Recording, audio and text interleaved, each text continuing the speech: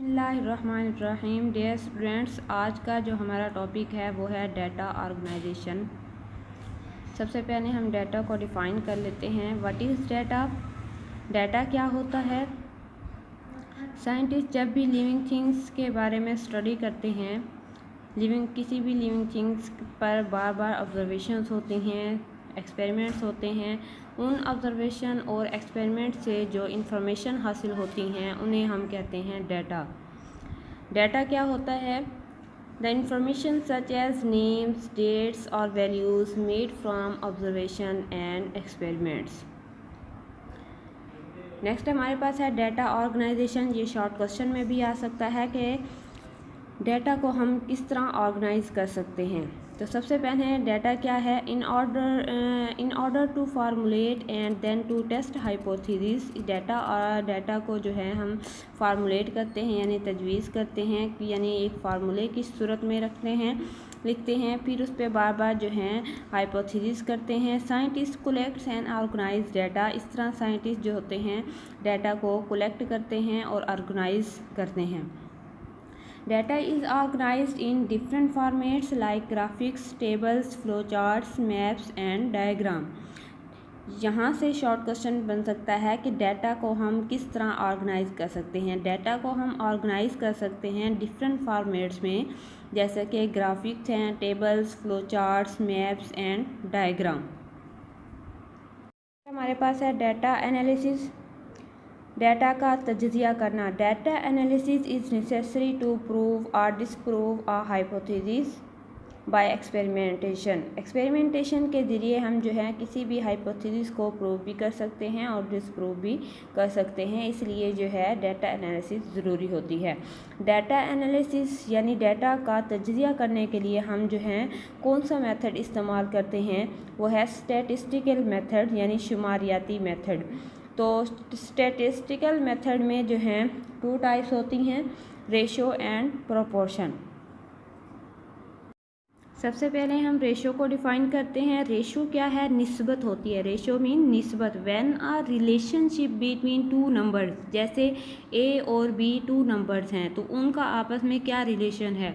तो for example a and b is expressed in terms of quotient. हम इसे a by b भी लिख सकते हैं। It is called the ratio of one number to the other, यानी एक रेशो जो है the ratio of one number to the other, दूसरे नंबर की ये रेशो होती है। रेशो को हम एक्सप्रेस कैसे कर सकते हैं? रेशो में be expressed by putting a division और कॉलन मार्क बिटवीन 2 नंबर्स, यानी ए और बी के दरमियान जो है हम डिवीजन का साइन भी लगा सकते हैं, हम कॉलन का साइन भी लगा सकते हैं। For example The ratio between 50 malarial patient and 150 normal person is 1:3। यानी 50 हमारे पास मलेरियल पेशेंट हैं, इनकी रेशो 1 हो गई, एंड 150 क्या है हमारे पास नॉर्मल पर्सन है, इनकी रेशो क्या है 3 है। तो इस तरह इनकी रेशो बनती है 1:3। नेक्स्ट हमारे पास है प्रोपोर्शन। प्रोपोर्शन जो होते हैं तनासिब को कहते हैं। Proportion mean to joins two equal ratios by the sign of equality, यानी प्रोपोर्शन में 2 ए जो है रेशो आपस में मिलती हैं by the sign of equality. For example a ratio b एक रेशो है, सी रेशो डी दूसरी रेशो है, ठीक है। तो ए रेशो बी बराबर है सी रेशो डी, ये क्या है हमारे पास प्रोपोर्शन है। Is a proportion between 2 ratios. Proportion को हम किस तरह एक्सप्रेस कर सकते हैं? प्रोपोर्शन में भी expressed as a ratio b proportion c ratio D.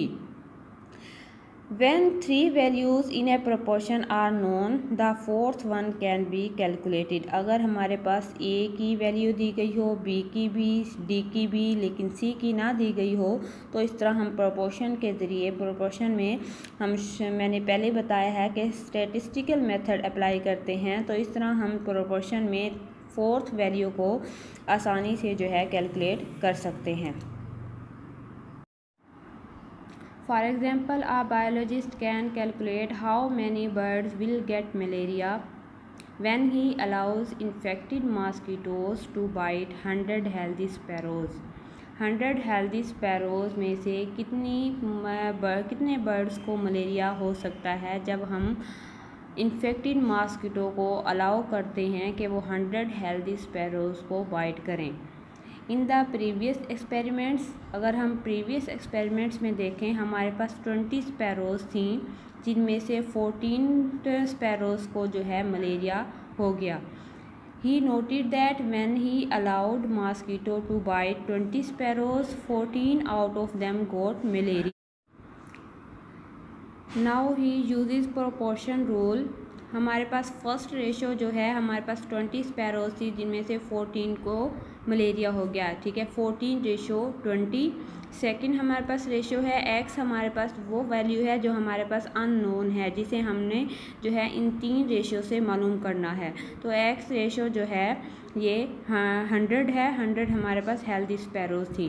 Proportion का मेथड इस्तेमाल करते हुए 14:20 प्रोपोर्शन एक्स रेशो 100, तो 14/20 को हम क्वेश्चन का मेथड इस्तेमाल कर सकते हैं, यानी 14/20 लिख सकते हैं by the sign of equality x/100।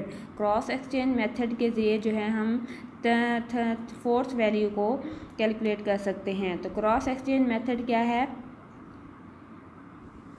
Cross exchange method में हम इस तरह करेंगे कि x × 20 और 100 × 14। इसी तरह हम x को बाहर निकाल लेंगे, 100 को ऊपर रखेंगे, 100/20 × 14, ठीक है। इस तरह भी कर सकते हैं, ठीक है, या 14/20 × 100 इस तरह भी कर सकते हैं, ठीक है। तो ये जो 0 है ये इसी 0 से कट गई, 2 5 10, ठीक है, 5 यहाँ पे आ जाएगा, 5 को 14 से मल्टीप्लाई करो तो ये x की वैल्यू हमारे पास आती है 70। तो इसका मतलब क्या हुआ कि 100 जो हेल्दी स्पैरोज़ थी, जब हमने उनको जो है बाइट करवाया इन्फेक्टेड मॉस्किटो से, तो हमारे पास 70 जो है स्पैरोज़ को मलेरिया हो गया। It means 70 out of 100 sparrows get malaria. तो इस तरह हम जो है प्रोपोर्शन का मेथड इस्तेमाल करके जो है फोर्थ वैल्यू को फाइंड कर सकते हैं।